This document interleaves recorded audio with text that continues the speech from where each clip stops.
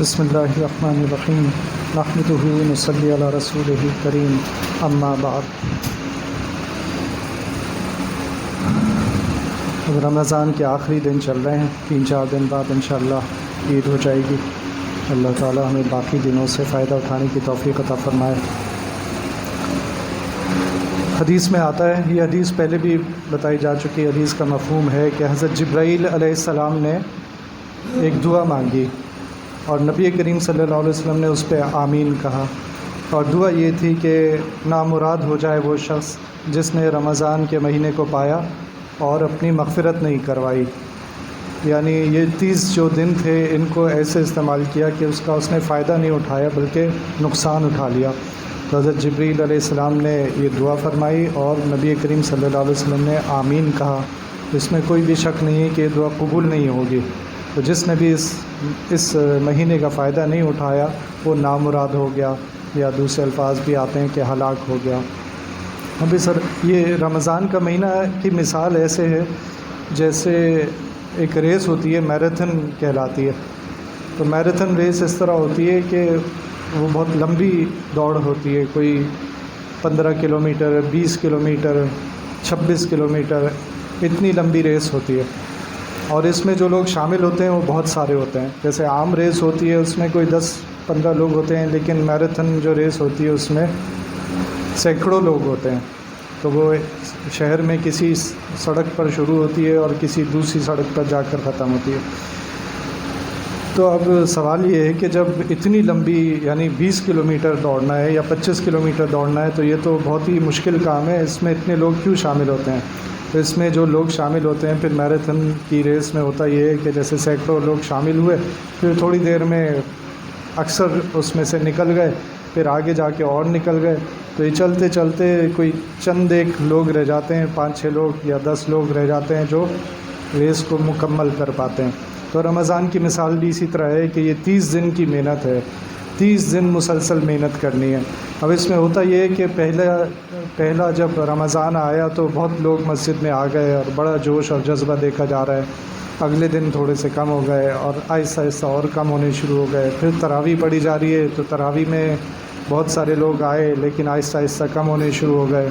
پھر جو آ بھی رہے تھے ان میں بھی ایسے تھے جو 20 تراویح نہیں پڑھ رہے، 8 تراویح پڑھ کے جا رہے ہیں، وہ سمجھ رہے ہیں ہم ٹھیک کر رہے ہیں، حالانکہ اس پہ سب کا اتفاق ہے کہ تراویح چاہے 20 رکعت کی پڑھے چاہے 8 رکعت کی پڑھے، قرآن پورا پڑھنا جو ہے وہ سنت موقدہ ہے۔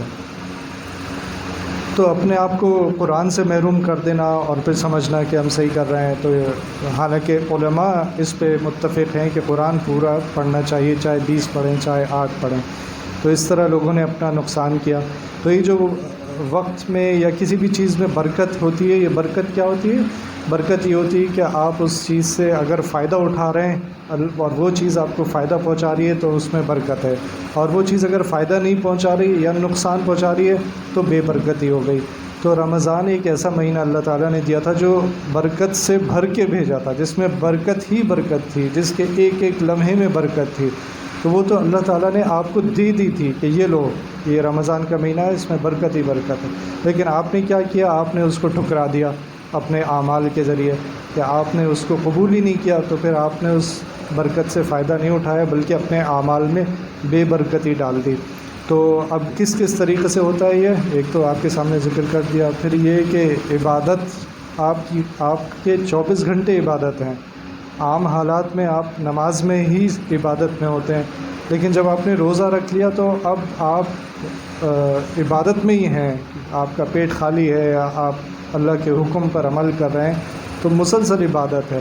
اب اس عبادت کے دوران گناہ کرنے کا مطلب یہ ہے کہ آپ عبادت بھی کر رہے ہیں اور ساتھ ساتھ گناہ میں مشغول ہیں۔ اس کی مثال یوں بھی لی جا سکتی ہے کہ کیا ایسا ہو سکتا ہے کہ انسان نماز پڑھ رہا ہو اور نماز کے اندر ہی گناہ بھی کر رہا ہو؟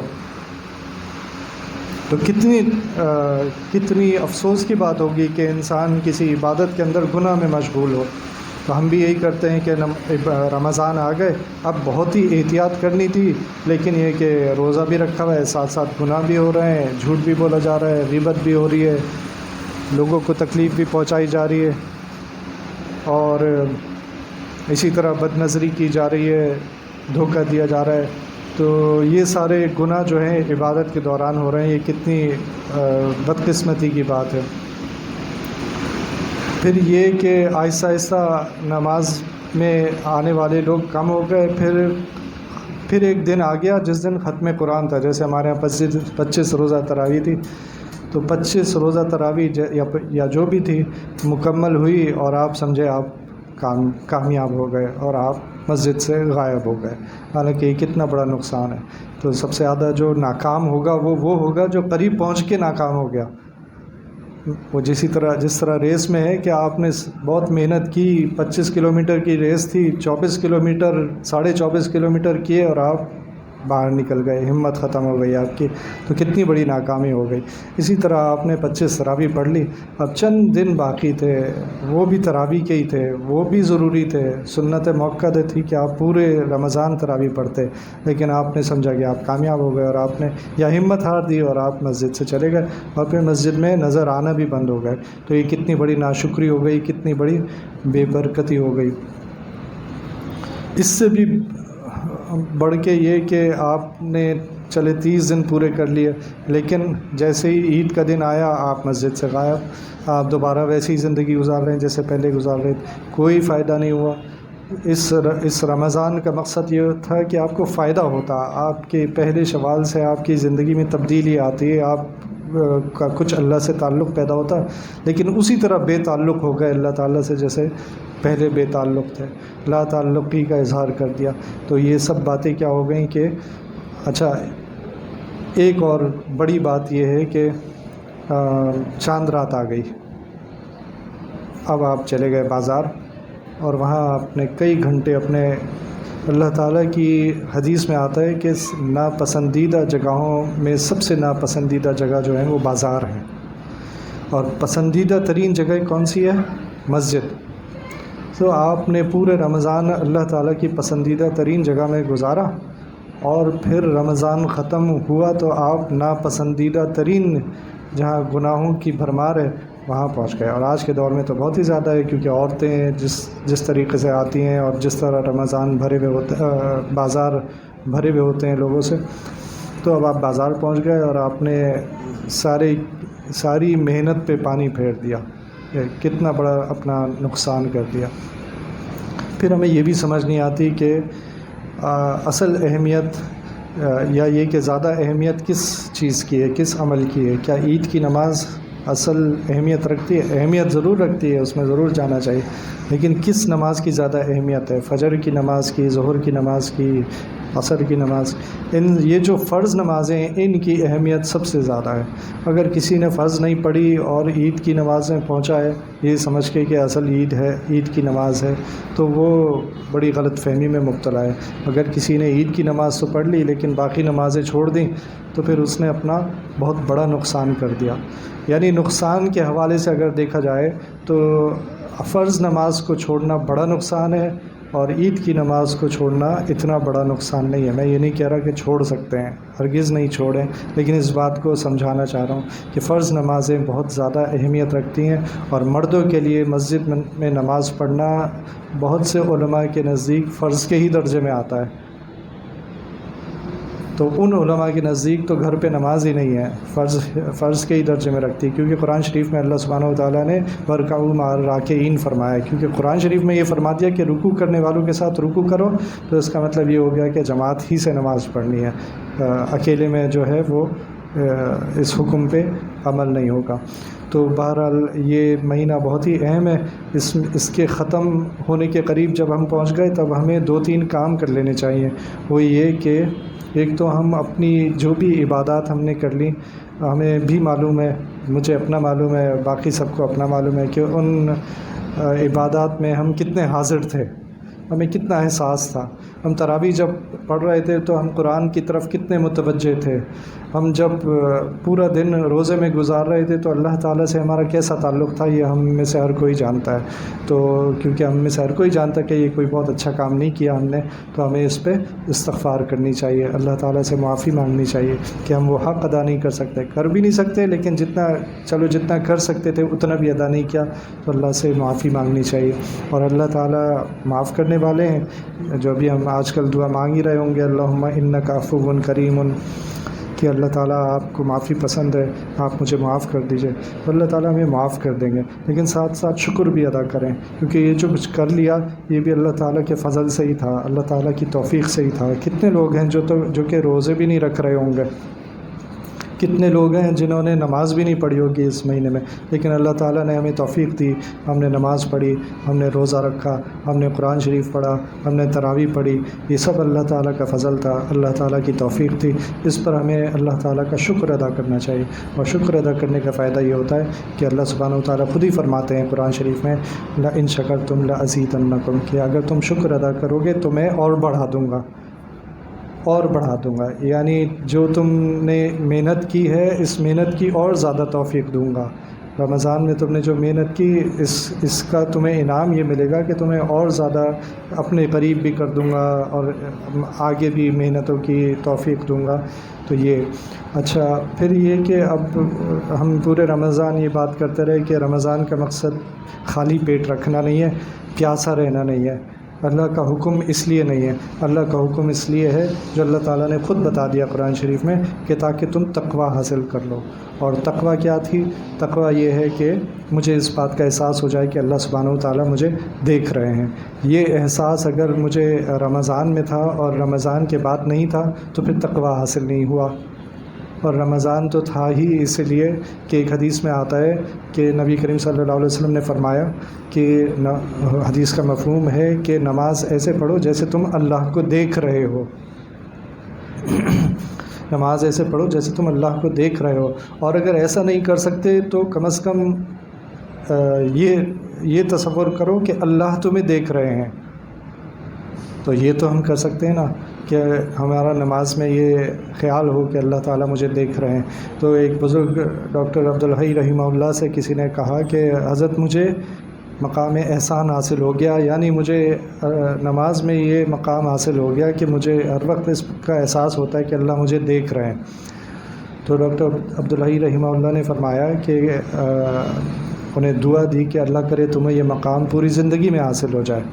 پوری زندگی میں حاصل ہونے کا کیا مطلب ہے کہ صرف نماز میں اللہ نہیں دیکھ رہے ہیں، مجھے ہر وقت اللہ دیکھ رہے ہیں، میرے ہر کام پر اللہ تعالیٰ کی نگاہ ہے کہ میں کیا کر رہا ہوں، کیا سوچ رہا ہوں، میرے دل میں کیا ہے، میری آنکھیں کیا کر رہی ہیں، میرے کان کیا کر رہے ہیں، میری زبان کیا کر رہی ہے، یہ مقام حاصل ہو جائے۔ رمضان اس مقام کو حاصل کرنے کا بہترین موقع تھا کہ اللہ تعالیٰ ہمیں اللہ تعالیٰ کی کا استحضار حاصل ہو جائے کہ وہ مجھے دیکھ رہے ہیں اور ہر وقت دیکھ رہے ہیں۔ یہ اور اس کا اظہار کیسے ہوتا ہے کہ بھئی میں بند کمرے میں بھی میں چاہوں تو کھانا کھا سکتا ہوں، میں پانی پی سکتا ہوں، لیکن بند کمرے میں بھی میں اس پر عمل نہیں کرتا اور مجھے اس بات کا احساس رہتا ہے کہ اللہ دیکھ رہے ہیں۔ تو جب رمضان میں اس کا احساس تھا تو رمضان کے بعد اگر یہ احساس ختم ہو گیا تو پھر اس کا مطلب ہے کہ تقوی حاصل نہیں ہوا، اور ہماری جو محنت تھی وہ ٹھیک ہے، اللہ تعالیٰ نے عبادت کے درجے میں قبول کر لی، ٹوٹی پھوٹی جیسی بھی عبادت تھی، لیکن جو انعام تھا وہ یعنی تقوی جو تھا وہ حاصل نہیں ہوا، اور مجھے اس بات کا آگے کی زندگی میں کوئی احساس نہیں رہا کہ اللہ تعالیٰ مجھے دیکھ رہے ہیں۔ تو اس کے لیے کچھ ہم ابھی سے سوچ سکتے ہیں کہ کیا طریقہ ہوگا کہ مجھے بعد میں یہ مقام احسان حاصل ہو جائے، یا یہ کہ میں تقوی کہہ سکوں کہ مجھے کچھ نہ کچھ تقوی کا کچھ نہ کچھ حصہ ہی حاصل ہو گیا۔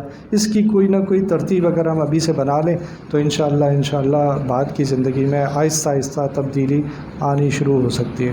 وہ کیا محنت ہو سکتی ہے، وہ کیا ترتیب ہو سکتی ہے جو ہم ابھی سے سوچ سکتے ہیں، وہ یہ کہ میں جو اعمال رمضان سے پہلے کر رہا تھا ان سے ہٹ کے کچھ نہ کچھ اضافہ کروں گا اپنے اعمال میں، اور وہ کچھ نہ کچھ اضافہ کیا ہوگا، وہ ہر شخص کی انفرادی حیثیت میں ہوگا۔ جو پہلے سے مسجد میں نمازیں پڑھتا تھا وہ سوچے کہ اب میں مزید کیا اضافہ کر سکتا ہوں جس سے میں کہہ سکوں کہ ہاں مجھے رمضان کی محنت کا کچھ فائدہ ہو رہا ہے۔ تو وہ اپنے بارے میں دیکھے کہ میں کیا کر سکتا ہوں، اگر میں قرآن پڑھتا ہوں تو کتنا پڑھتا تھا، اب اس میں مزید کتنا اضافہ کر سکتا ہوں، اگر میں ذکر کرتا تھا اللہ سبحانہ وتعالیٰ کا جو نبی کریم صلی اللہ علیہ وسلم نے فرمائے احادیث میں کہ یہ ذکر کر لینے چاہیے، وہ میں کرتا تھا یا نہیں کرتا تھا، اگر نہیں کرتا تھا تو ان کو کرنا شروع کر دوں۔ جو لوگ نماز نہیں پڑھتے تھے وہ نماز پڑھنا شروع کر دیں، کیسے، تاکہ وہ اپنے آپ کو یہ جواب دے سکیں کہ ہاں میں نے جو محنت کی تھی اس کے اثرات سامنے آ رہے ہیں، رمضان میں جو محنت کی تھی اس کے اثرات سامنے آ رہے ہیں۔